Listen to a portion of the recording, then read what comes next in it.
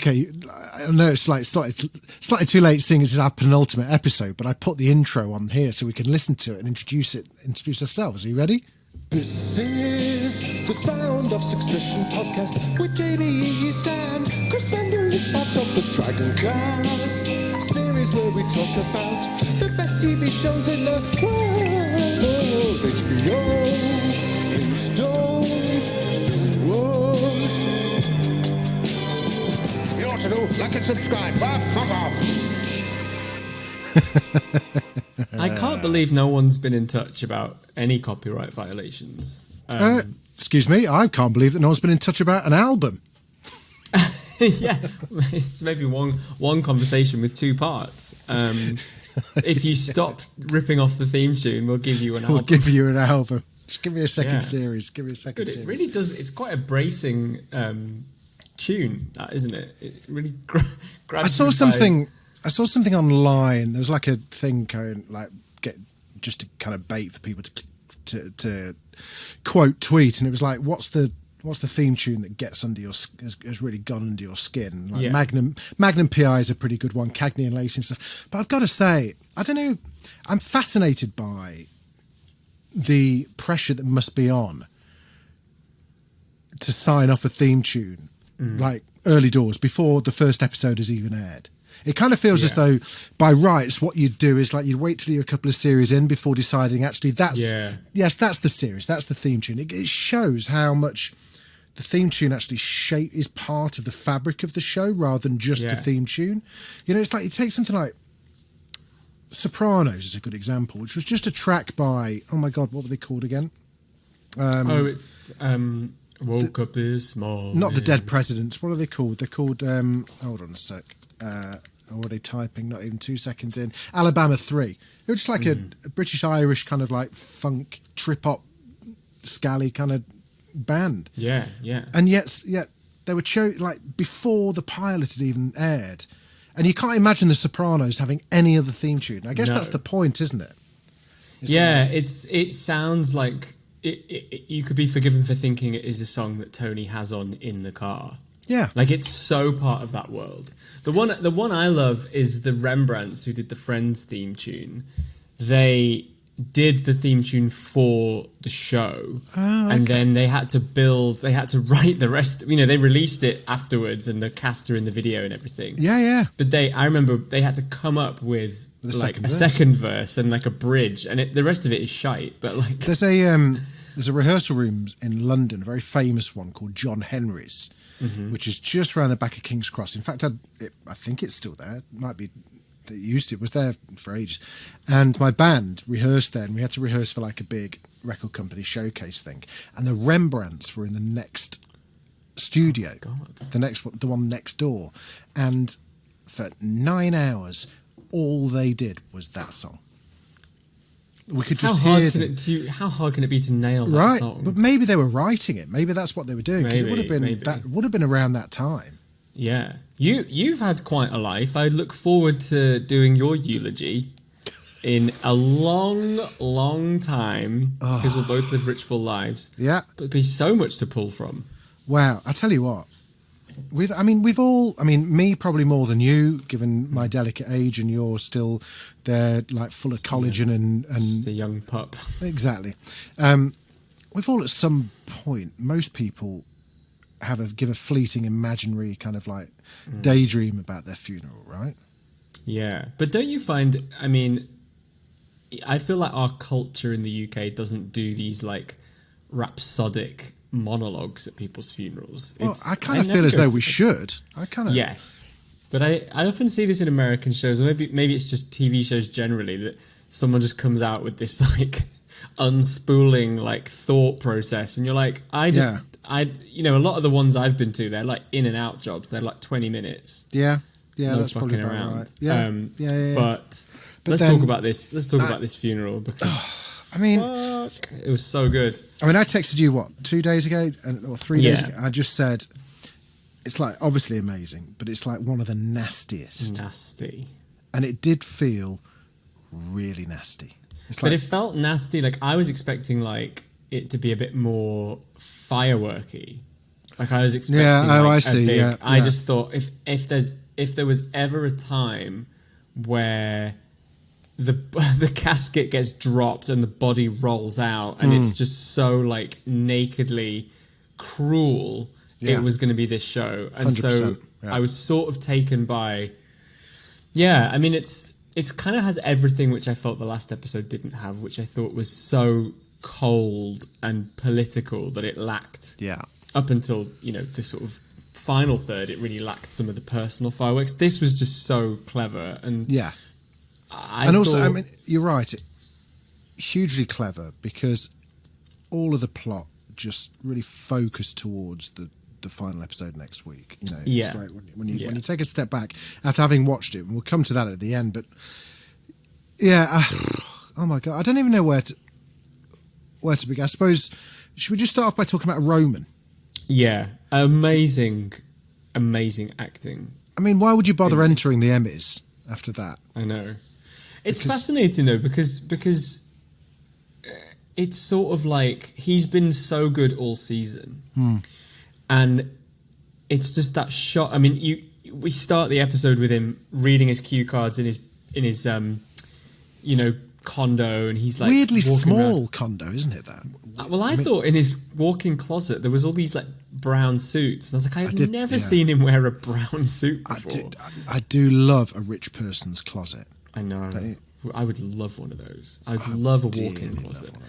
So the thing I thought was fascinating was, he's really like Johnny Big Balls at this point. Like he's like, Shiv's tapping gonna the cards cry. in his hand. Yeah, Shiv's gonna cry. Ken's gonna die. Roman's gonna light up the sky. Like the fact that he talks to himself, like the way he talks in front of other people, I was like, oh my God, you really are like this all the time. Yeah. So he thinks he's going to nail it, and if you hear the snippets of his eulogy, it's all just like stuff that you could get off his Wikipedia page. Like he was born, and then he went here, and it was crap. It was a really, really. It was going to be a bad speech. Yeah, it was. And none of his charm, and I feel like. So, do you think Roman's like actually doesn't have any nice memories of his dad, or he's not even able to bullshit? No, and I think, it's just such a brilliant, and the long game with, ever since episode 3, the whole pre-grieving, the whole I'm fine, even though you kind of knew that it was going to come. This was literally on the cards, wasn't it? Just not his. It was always going to happen because you're right. What can he talk about? His dad hated him and only offered him that ATN kind of like carrot just before he died because he needed him because of his relationship with Mencken. Yeah, I think it's sort of he's glommed onto this last out of all the kids. Connor knows his place in the sort of family. Shiv's always been on the outside, and she even says in her eulogy, she's like, he didn't have room in his head for like a whole woman. Like every such a woman. Great line. Yeah. I could not. That's like one of the best lines on the show because they cut to and we'll get to this, but they cut to the sort of wags that are all on the second row. I think they are the subs bench. Yeah, and they're all nodding like, he only ever saw us as like 62% of a person or 15. But Kendall's kind of learnt this, especially after last season, where his dad was just like, you're never going to be enough. You're never going to do the job. But Roman still didn't really understand that his father never really saw them as anything other than like tools to use. Yeah, I've seen that.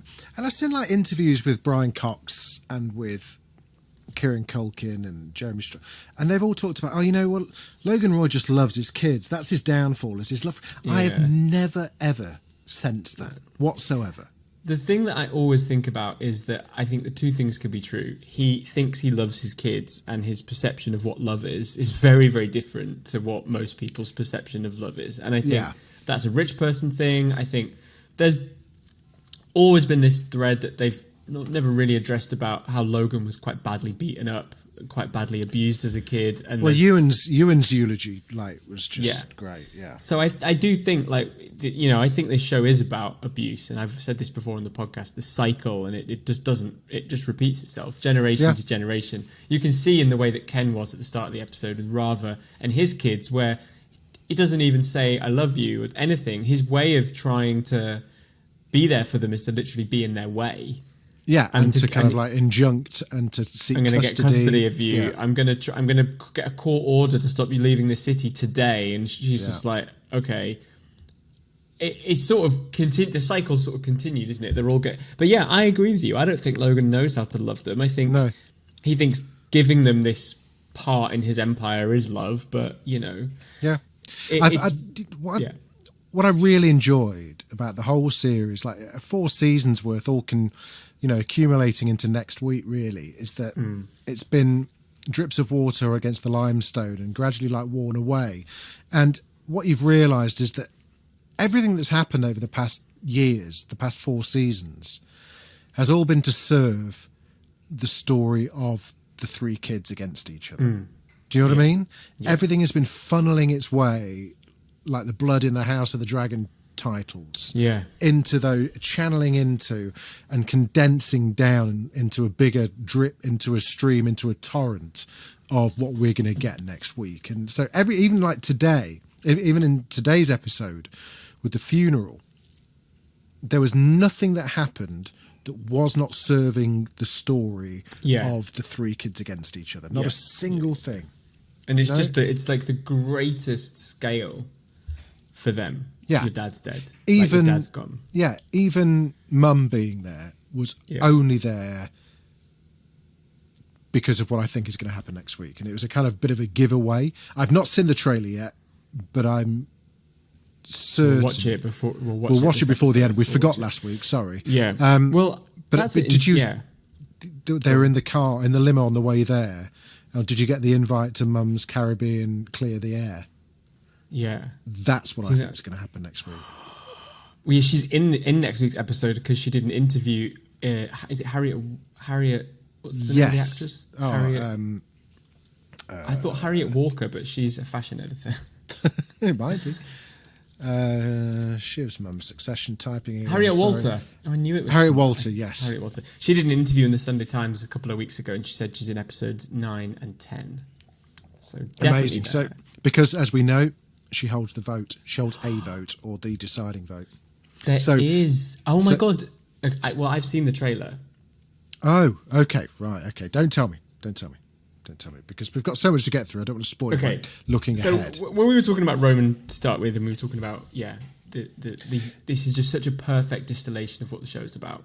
Yeah, and they're all at different points. Even Roman says to Ken, I think in the car or when they get out of the car, that was clever that you brought sunglasses so that you can have a cry. And he's the one that breaks down. When he sees the coffin and he says, and he just looks so sort of small. He points with this crooked little finger and goes, "Is he in there? Is he in there?" Yeah. It just devastates him. He really turned when Ewan started speaking and spoke of the abuse that Logan suffered, because, and I'm sure far more intelligent people can go into and the writers could go into the kind of psychology of that, but you mentioned it being about abuse, and it's not. I can't imagine that any of them had either heard that story before, or even heard a story about their father before that kind of made sense. Like, wow, no wonder he was such a cunt. Yeah, and no wonder, and also how awful that my dad went through that, and also if he went through that, why was he such a shit to me? All of those things. Yeah, that's for me when Roman's face, just the fear in his eyes, I think was a mixture of like, fucking hell, I've got to follow this. My speech is like you say, just a greatest hits Wikipedia joke. And he's just, I think funerals are just more like, they're mortifying. Like the music is always, if you have like organ music, it just sends a chill down my spine. I just can't deal with it. Well, they're either hugely religious, or it's very rare that a funeral is right. Do you know, like bang on? Yeah. There's always something that goes wrong, or is a little bit too religious, or not religious enough, or impersonal, or it's like my wife's grandma died during COVID, and we had to go up there, and my wife couldn't go there because she had COVID. It was horrible. It was horrific. Oh, God. And wanted my way. She wanted my way played as the curtains closed. Right. And the stereo broke, and it just like massive ear piercing feedback for like 30 seconds before some doddery bloke could find the plug for the stereo. It was just and what can you do other than just kind of like fucking hell, so the funerals, like you say, they're just deeply weird things. Really, really weird, and there's a finality to them, and I always, as soon as you see the coffin, it's just really quite intense. And I think you're right though. I think Ewan is really smart. He knows that if he gets in first, he can set the mood of this thing. Yeah. And he's such a bastard. I mean, he's right. All the stuff he said in his speech is right. But he knows that he has to get this off his chest. But I thought a lot when I watched his stuff where he talks about their sister. She has been mentioned in the show. Yeah. But we didn't know about the polio, and we didn't know that Logan maybe thought he brought it back. Blamed himself for her death. But I thought that I thought a lot about, like, the kids realise they don't know their dad that well at all. There's so much of him. They're all thinking, who's going to do the best eulogy? Oh, Roman, all he's got is like, well, my dad lay cables and my dad made television. Yeah. Ewan's got all this stuff that speaks to Logan's constitution and stuff that speaks to his character, hiding in the hull of that boat for 3 days. 5 days. They didn't. We just felt with our eyes. He says something like that, which is that, and it's just what a horrifying image. But Ewan also knows that, like, unless he talks about it, all of that dies, and that actually speaks to what we've talked about on our Game of Thrones rewatch with Bran. Once he knows everything, and if you kill him, it all goes. And I think about that a lot. It was the whole ethos behind that. What's the Pixar film with the skeleton guitar playing guy? Oh, Coco. Yeah, it's the same. The whole plot of Coco is exactly the same thing as well. Yeah, I think about this a lot. My grandparents passed away 2 years ago in the pandemic, and that's the last of that generation of my family. Yeah. And there's so many times now where I see pictures of like their grandparents, and I'm like, oh shit, I don't know what's that person's name, or like even like my granddad left me his dad's watch that he got given when he retired. Wow. He used to work in a factory in just outside Carlisle. Yeah, and there's so many questions I have about it. I didn't realize all the men in my family worked in this one factory, and I'm like, the person that I want to talk to that about that isn't alive anymore. Yeah. And so I think I thought it was really interesting. There's so much we learned about Logan, and we might not learn any more. We might not see Ewan again. It's sort of, there was so many moments in this episode where it felt quite striking that we've been with Logan this whole time, and there's a lot we don't know about him. Yeah, no, absolutely true. Absolutely true. Before we carry on with the funeral, before then, there was a great moment with Tom and Greg in the office of ATN, and this just goes to, this is why Succession is so good, because the attention to detail is amazing. Did you do what I did when they opened the paper? Did you pause the screen? No. You're much more eagle-eyed than I am. So you saw them like where Tom was just like, because Tom got like third, or not, it didn't even get a paragraph of text. Yeah. It was all about Darwin Perry. So, and someone's taken like a really high-res screen grab of it. I'm going to read you Darwin's paragraph, because this is like the art department of Succession. It's just so good. So this is in the what must be the New York Times. It's got the New York Times font.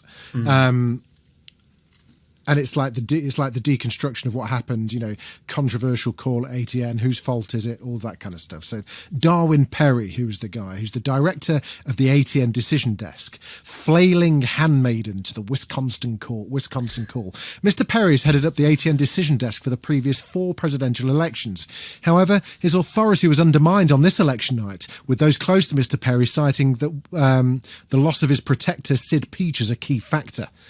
Pressured by Roman Roy and later Mr. Wamsgam in supporting the Wisconsin projections, Mr. Perry has since told sources that he bitterly regrets his decision.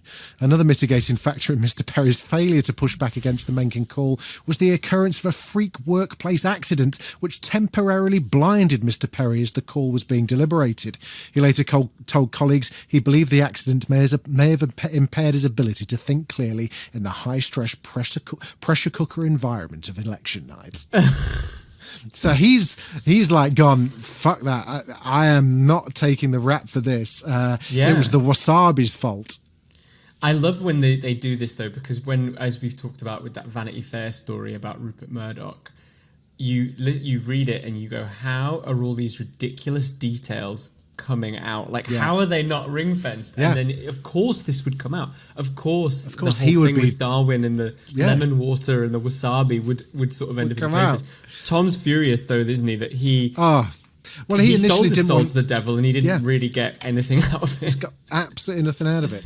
Not any closer with Mencken. Yeah, absolutely. Interesting. Interesting sort of decision, and it makes a lot of sense with what the show was doing in the background. But Tom was too busy to even go to the funeral, which is sort of... Which brought me, I think, weirdly, given the episode mainly about Logan and Shiv and all the great performances, Tom just walks in and within 5 seconds just stole the show for me, and just like, oh God, when he was like crying. I cried twice in this episode. First time I watched it, one was with Roman, where it was just like, oh my God, someone just please hug the fucking guy. I know. Someone put him out of his misery and hug him. When he was just like you said, can we get him out, really, please? Can we get him out, please? Just like, and the horror of being confronted by death, when you've been in denial, it was amazing. And then Tom and Shiv with her face, Shiv's, Sarah Snook's face in that, where she was like, oh shit, this is natural. I'm feeling feelings here. This is not what I wanted to, was just like crazy. Oh my God. Yeah. I thought it was so fascinating to watch, and it didn't play out the way I thought, but Kendall... The first time they seemed like a loving married couple, I think. It's the first time where they actually had empathy for each other, and she was just like, look, go back to the apartment. She lets him go to the apartment. They know, all of that stuff. I do think they're going to end up still together by the end. I think so. It sort of reminds me of Gone Girl. Have you seen or read Gone Girl?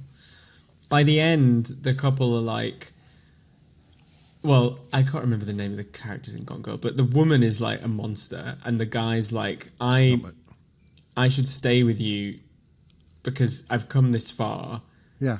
And also, I can protect everyone else from you.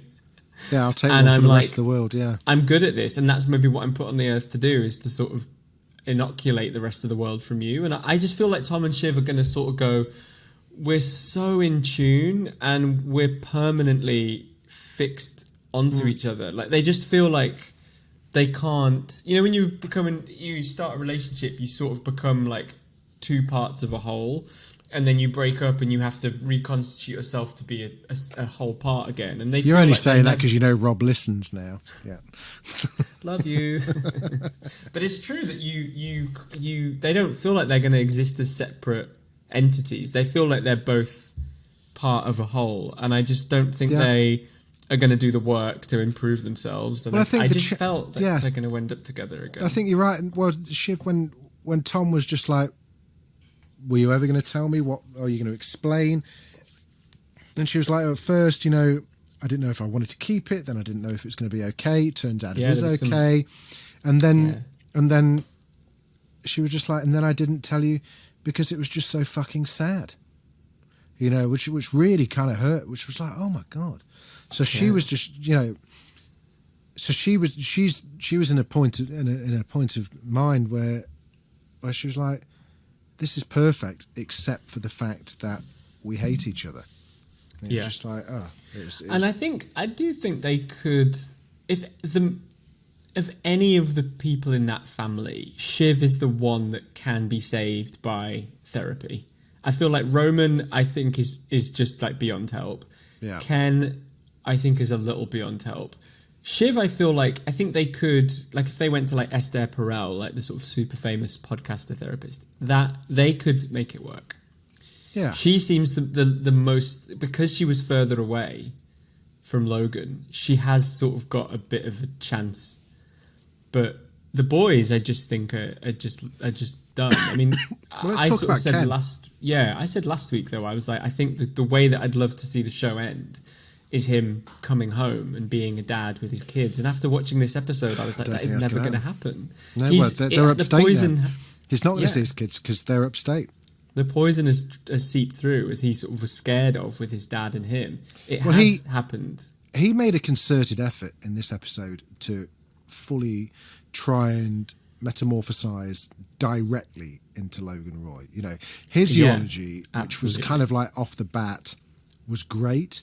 You know, he's done, you know, I think what it's trying to show is that actually, after all that we've been through, Kendall was the right choice. And it should, and it probably was an underline rather than a crossing out of his name. Because, Yeah. you know, the Living Plus thing, he turned that around. He did a great speech there against the odds. Here, he tried to edit Roman's speech, realised that it was dog shit.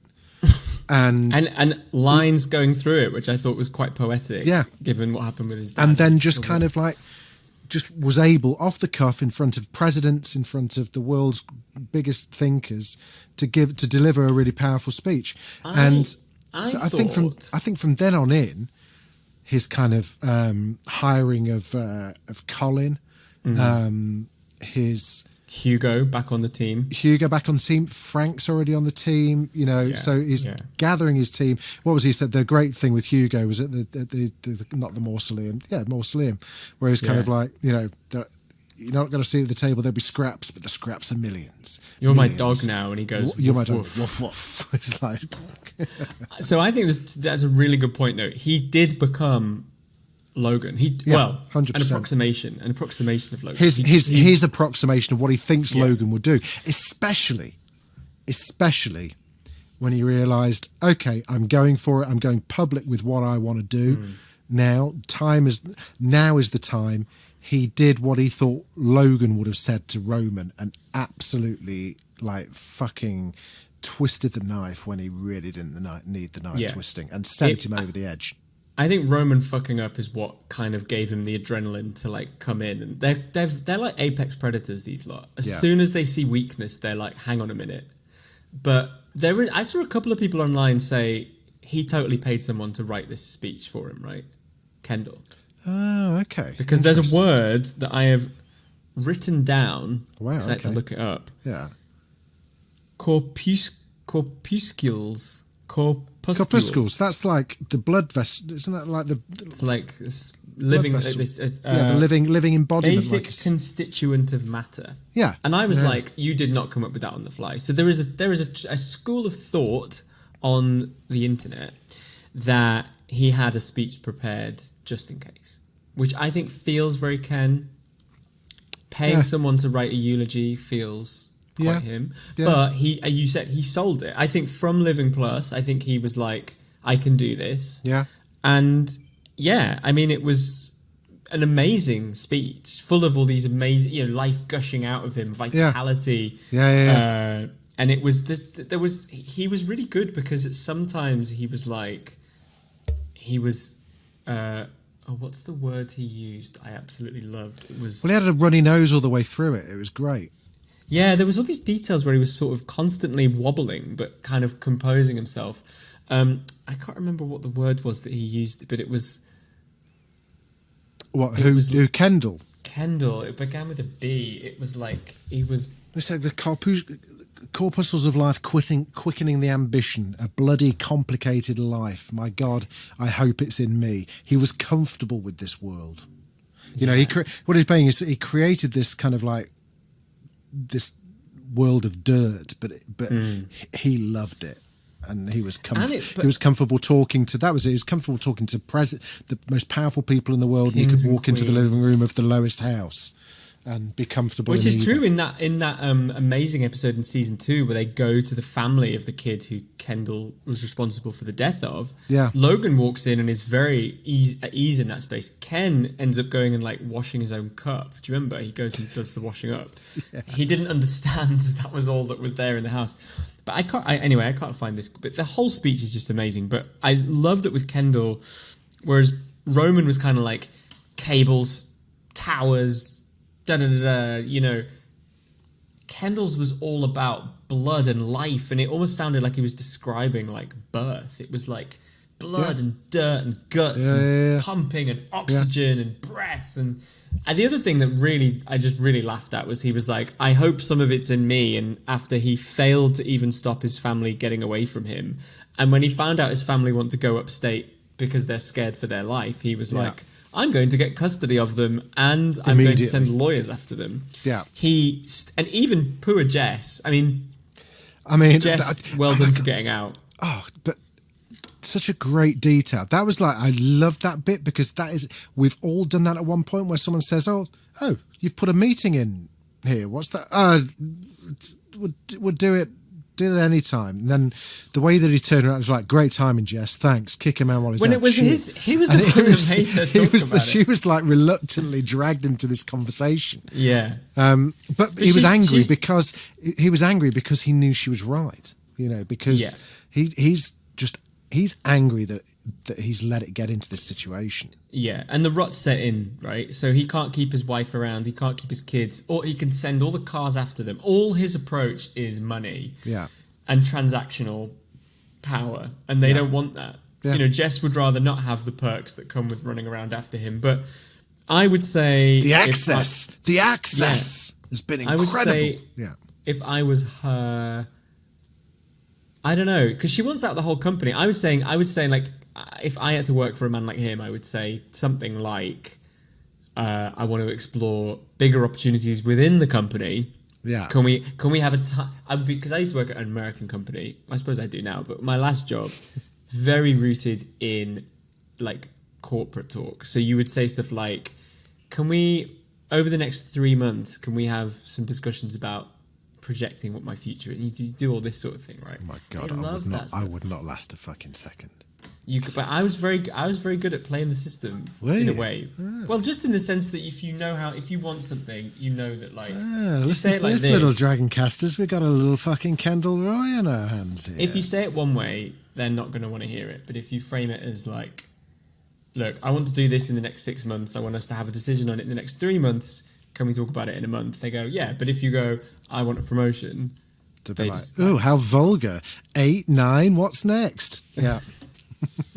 What are all these numbers? But I loved it. I loved that we saw he was really pissed about the family. I think he was really pissed about the optics of not having them there. Yeah. But he did thrive. And I feel quite proud of him this season. But he's only able to do this because he knows that there's a bit of a charade with the funeral. He knows that it's the president is there. The vultures. There's a drop of blood in the water, and the sharks are on the and Roman has kind of permanently emasculated himself, and Mencken's kind of like doesn't like him anymore, does he? Mencken sort of thinks he's a bit of a loser. Well, we're just about to serve ourselves up a lovely, big, delicious bowl of privacy pussy pasta. That was such a weird thing. I mean, I know he said that in another episode, didn't he? Last season. It's his. So he did really badly. He's just like, the one bit that's confused me about all of this, is possibly one of the most important bits of the whole, important plot points of the whole series, is the fact that Mencken has decided to go with Matsson and Shiv, as opposed to the natural fit of Roman and Ken. Is that because he's identified, and quite cleverly, have we not given Mencken credit where it's due, where he's been savvy enough to realise, I don't need to win over ATN. ATN have called it. They're already like in the frame for calling it. All the people that watch that already support me. What I should do is get into bed with the kids, with the Gen Zs, with the TikTokers, and infiltrate that way there, knowing full well that I've got Shiv Roy right in my pocket. That is definitely clear in some of the interactions in this episode, but I also think there's just this classic thing with Succession where they're like, you can't trust anyone, and they've gone in on Matsson thinking that they swung an election for him, he doesn't owe them shit. What are they going to do? Like, well, that's what they realised very quickly, wasn't it? Yeah. It's like, oh shit, hang on. So I think he's kind of very clever. We've got no skin in this game. Yeah, he's very clever because he's just like, I can play both sides. I'm the fucking president. I don't have to follow through on anything. But I also think it's just meddling on a level that Mencken doesn't need now that he's president. When he was a president-elect, yeah, you've got to like make promises, you've got to campaign, but fuck them, what are they going to do? And so, yeah, suddenly he maybe just doesn't care about Shiv and Lucas's plan. But also, I'm fairly sure I called him Matheson again in this episode already. Shame on you. Matson is just really hard for me to say. Yeah. Anyway, but the other thing is, I think was it in this episode where Shiv says to Tom, I can't believe, when Dad was alive, you wouldn't have dreamed of missing something like this. And he said, I don't know if you know this, but your dad's not as important as he used to be. His influence has waned somewhat over the past couple of days. And this, I think, like if I was Mencken, I'd be thinking, look, let's say Murdoch's dead, R.I.P. The legacy goes with him. Doesn't matter who's in charge. 100%. Doesn't matter. Yeah. But I think Shiv has she played on Lucas's insecurities, and she played up to his worries about all of this, and she's managed to pivot into actually getting named in principle as CEO. Yeah, she played a great game. But Matson was really bad. He was just like, he did not. And I think maybe that's what Mencken saw. It's just like, this guy's a bit of an idiot. Yeah. He doesn't feel as, it's just, I think he's always a bit weird out of his home turf. Well, he just doesn't, maybe he's got, maybe it's ADHD, Asperger's-y kind of thing where out of the tech bubble, because he was the same at the tailgate party, wasn't he, as well? Like, oh, I see, I just have to be nice to people. And yeah, it was pretty incredible. But yeah, I was impressed he was there, actually. I thought Lucas wouldn't see. He's sort of trying to learn to play the game like an American or like a Roy. He's turning up in the nice black suit. He's kind of playing the game a bit more than we've ever seen him do. But I guess he does really want this deal. So yeah, it's actually really thrilling to see. Yeah, Shiv's kind of hedged her bet and she's kind of working with it. But she had to deal with Mencken at the wake. And I just think it's such a huge leap from last season when she didn't even want to be photographed with him to this awful bit where all the kids, Greg, Lucas, are flapping around Mencken and Shiv kind of goes, let me get you out of here. I'm your extraction party. Yeah. They were all like a load of lemmings, weren't they? It was I was embarrassed for all of them. All of it. It was like so cringe. Roman was just fucked. Mencken was just like, tiny tears, which is just like, even on it doesn't matter if you're president or not. That stuff like that comes back to bite you in biographies for years to come. Yeah. It's just, Well, unless you're Trump, when people who like you use it as a plus, when they go, I love that he speaks to people. Oh, but my God, yeah. And then Kendall was like, that's when Kendall knew they were fucked. Because he was like, you might help? And then Greg it was just the fact that they all interrupt, and Kendall was just like, hold on, I was in the middle of trying to listen. Greg was like, hi sir, I was part of the party that, I was one of many that just an awful moment. What did he call the committee? He gave them a name. The people that the crowning committee or the something. Crowning committee. I love that. Greg is so I have really been enjoying him. He can sometimes be a little grating, but the fact that Tom sent him because he's like, Mencken doesn't even know about my involvement, and he sort of sent him to like try and buff up his credentials. Exactly, and all Greg did was make it worse. But Greg, it's everything's to play for, right? And Greg knows that, and Greg's like, well, fuck him, But bear in mind, this was the day after. Again, this is the sequential thing. Does my nutting a little bit. This was the day after that he threw Shiv under a bus. You'd think Shiv would have just like taught. If that was if someone had done that to you and you saw them the next day at your dad's funeral, you'd have had a couple. It would have gone proper EastEnders, right? I think the funeral day could have been like 3 episodes. There's so much they could have done. I mean, because as you said, a lot of the energy from... Yeah, we've jumped way ahead. Can we just please doff our cap to that incredible grinding teeth line? Oh my God, yes, we have to talk about the wags. Oh, we have to talk about the Jesus wags. Christ. Do you want to know a great fact? Yes.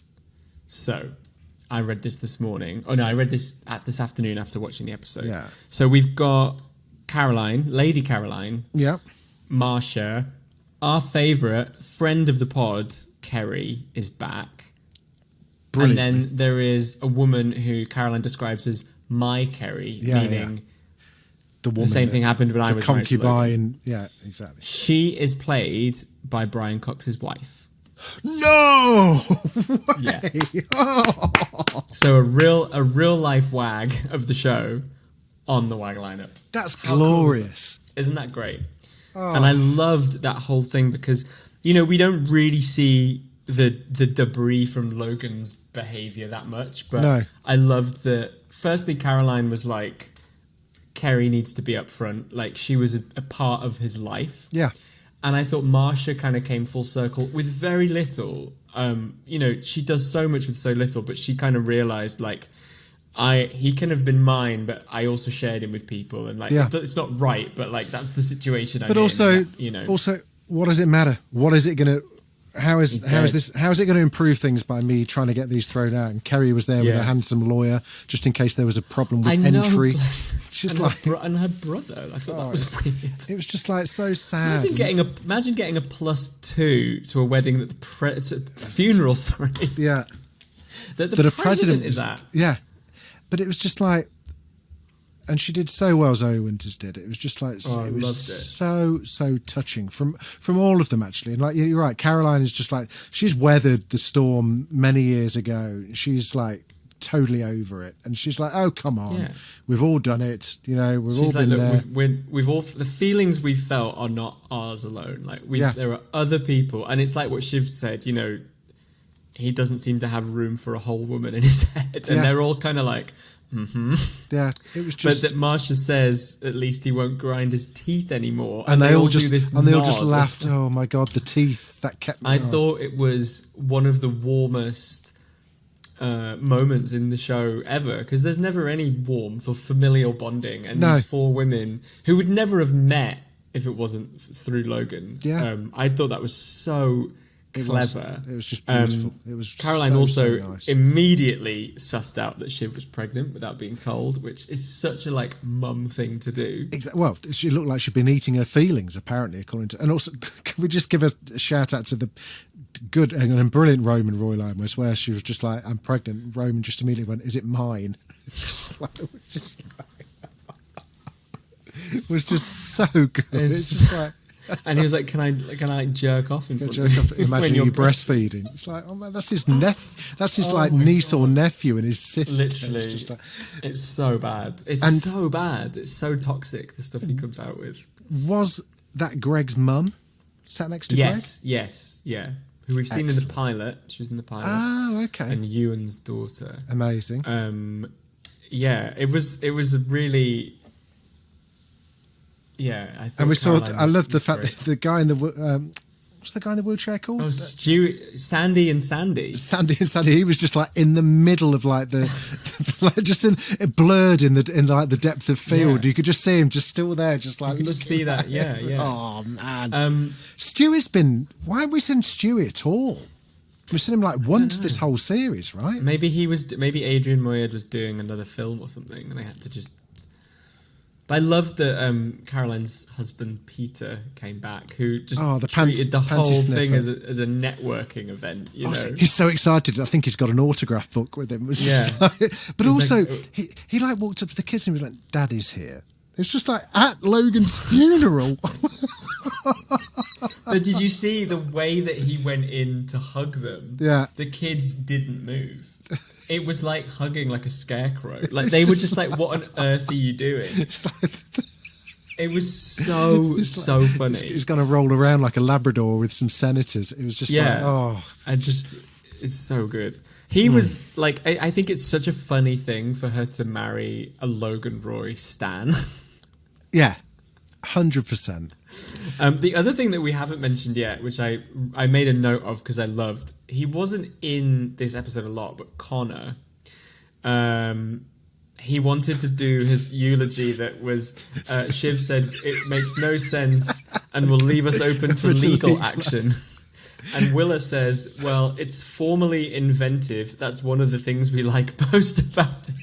It's like Willa's like just completely bought into this first lady kind of thing. It's like, it's been incredible. She's like gone all, for someone who was like staring wistfully into the distance as the limo door shut just after she realised she'd accepted his proposal. She's now leading the charge and is making him worse. I know. My favourite Connor moment was in the mausoleum, where he was just like, well, what do you think? Room in there for...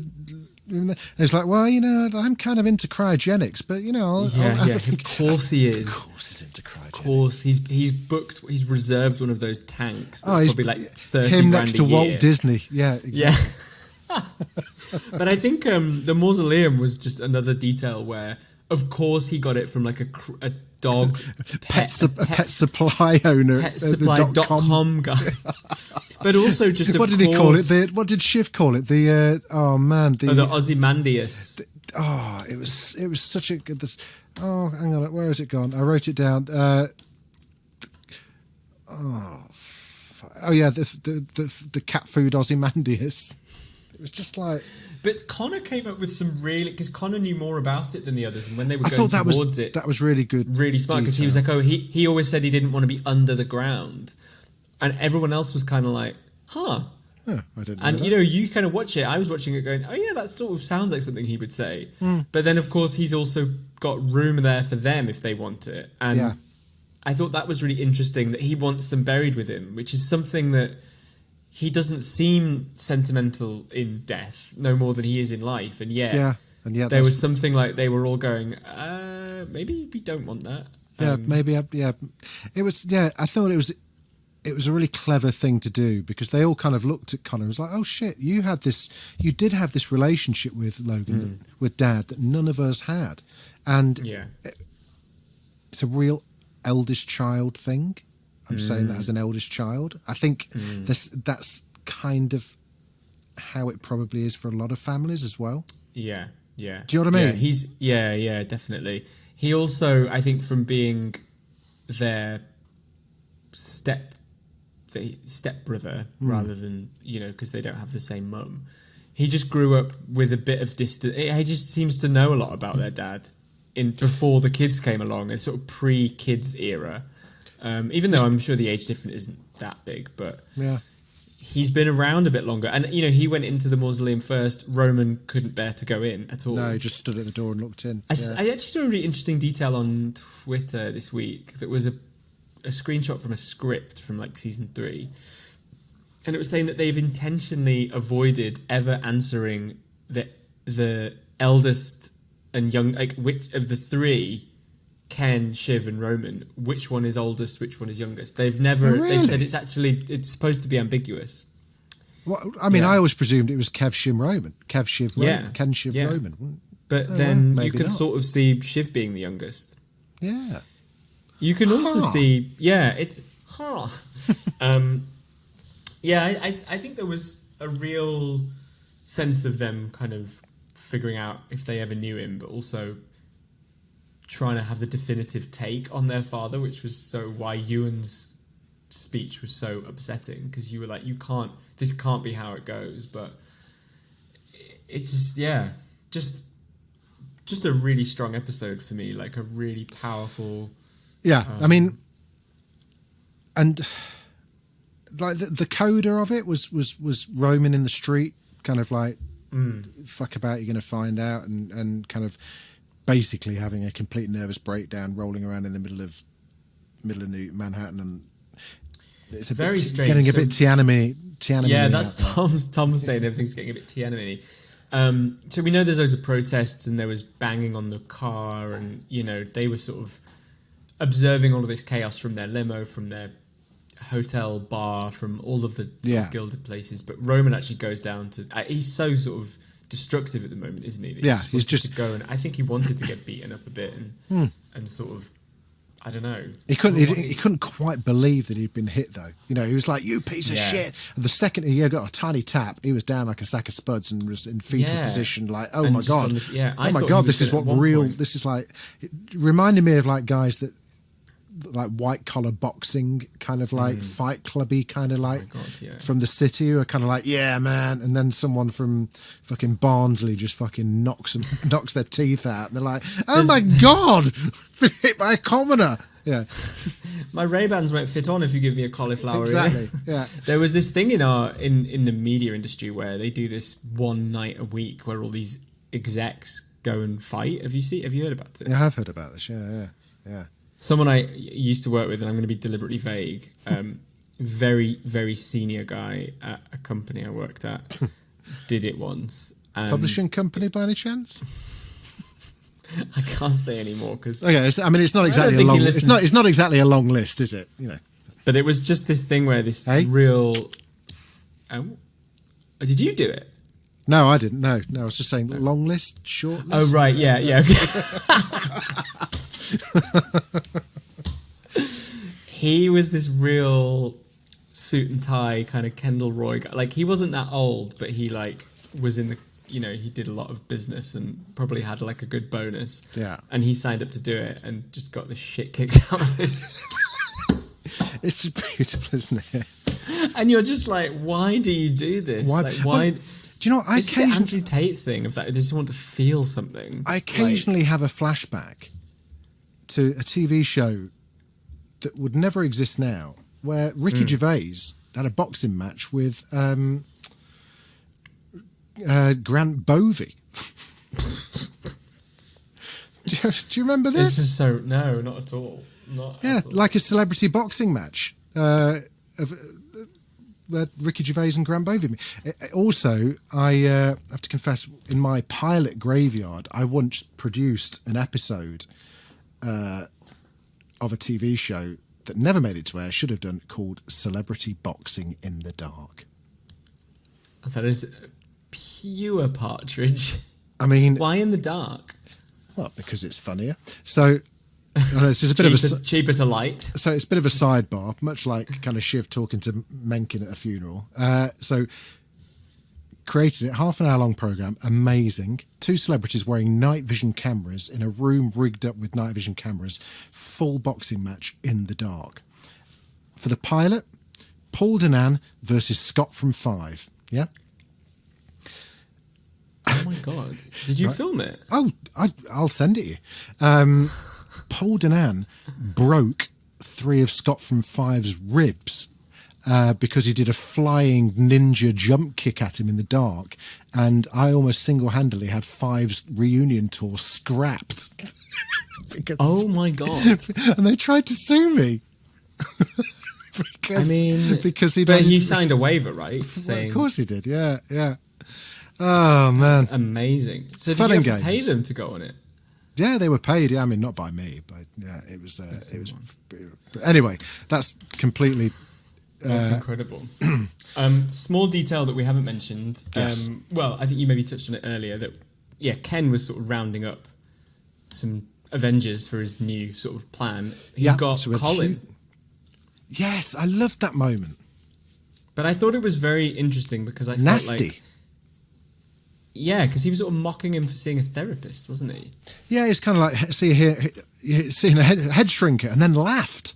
Like as if like Ken's not had his own mental health issues. I thought it was really, really weird. But again, that's what I meant about him metamorphosizing into Logan, thinking that's how Logan would speak. And he kind of got him back in theory, but I felt like he didn't understand that like Logan had to earn Colin's respect and vice versa. It's not a one-way thing. But but he was going around just tick, tick, tick. Yeah. Hugo's, ready and willing and able. Woof woof. Frank was very dismissive to Roman all throughout. Although he was. Is that because he's already with Ken? I think so, but also I think wasn't Roman shitty to Frank like the last episode? But there was. But maybe Roman two was ago because I don't think the kids interacted with any of those. C-suites maybe a couple of. election. But there was the moment where I think Frank leaned out. Are you all right, son? I pre-grieved. Oh, that was this episode. Yeah, I pre-grieved, and I'm not your son. You know, something like that. Yeah. That was when he was going up, when he came back down. Yeah. And he kept saying, "Oh, I think I just need a drink of water." Yeah, and Hugo got him his bottle of water. Yeah, I thought Ken is kind of planning on just going full Bond villain. Like he's going to just, it's going to be a pure battle, isn't it? But I wonder if the way that we saw Roman just sort of like disappear into the crowd, if he is just going to like just leave the family, or I don't know. Well, there's only one way to find out. Watch the trailer. Shall we watch the trailer? Yes. So I did watch it just to sort of get ahead because I can't believe you've watched a trailer without me with you. I feel hurt. Yeah, but you watched the episodes many days ago. I can't. I'm not going to. No, there's no screeners for this. I got to wait. I don't know. I've got to be like unwashed. Oh my God. Okay, here we go. Okay, here we go. You ready? I know that we've said the worst things, but I just wanted to get a few things straight. Dad said that it would be me. If we want to hold on to this company, for us, we have to go into battle with our own version of the future, with the king.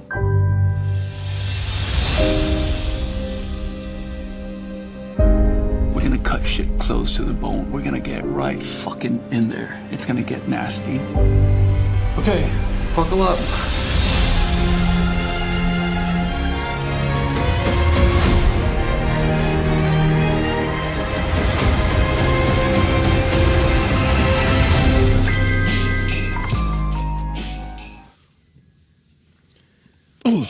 Oh God, I've got goosebumps. I cannot. Weirdly, I feel like really unclear like what happens in the episode. Yeah, so I mean, there's two settings. That looks like the Caribbean. Yeah, there's Caribbean, but also the boardroom. For geography fans, I think the Caribbean's quite close to America, so it's not like the boardroom being in like London and having to go to the Caribbean. I think it is a bit of a, you can hop over there in a private jet. I think so. Everyone's in this. We saw Stewie, I think. I saw a bit of Stewie. We saw Roman with his cut above his eye. I saw that. Yeah. So there's clearly a play from Kendall, a final kind of like, look, we're going to lose this if we don't all of us go in there and do it. You know, maybe there's something that he learns about Matsson, that he's actually going to fuck Shiv over in some way, and actually, you know, something like that. Because otherwise, why would Shiv even entertain the conversation? Yeah, I think it's not helped by the fact we don't really understand how the deal. Like, I thought the deal's happening, but it's the board have just not voted on it. Yeah, so Kendall and Roman and Shiv, you know, agreed that they were going to try and block the deal through regulation. When they realised that Mencken wasn't going to allow that wasn't going to kind of block it. The only way that they have to stop the deal is by proving to the board that it's a bad deal, and that they are a more compelling vision for Waystar's future than Matsson.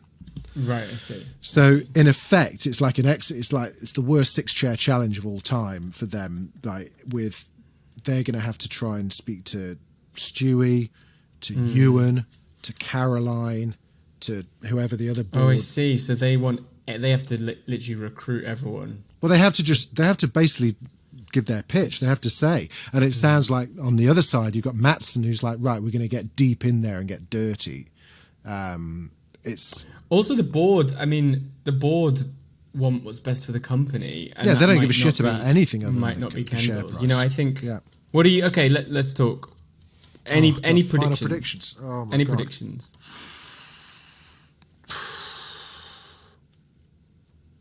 I think I can only think in terms of mood. I can't think of any real specifics. I think you're right. I think Tom and Shiv will find each other again.